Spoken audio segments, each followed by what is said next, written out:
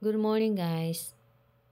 For today's video guys, mag-harvest ako ng Japanese cucumber guys. Because malalaki na siya guys, it's ready to harvest na siya.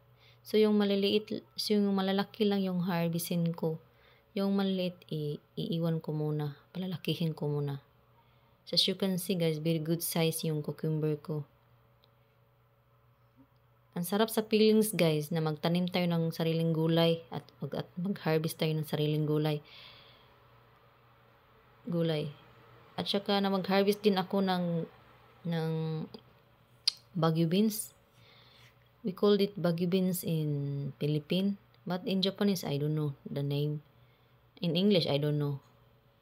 So as you can see guys, ang raming bunga ng Baguio beans ko guys. Masarap to siya guys, gawing tempura at saka salada, gumay with sesame seeds and sesame oil. And ilagay sa chapchoy, ilagay sa nikujaga. Masarap to siya guys, at saka ginisang Baguio beans.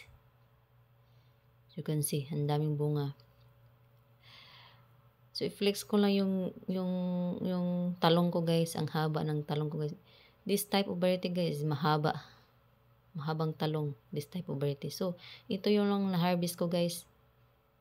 So 3 pipino, 3 Japanese cucumber, at saka Baguio beans. So that's all for today guys. Thank you.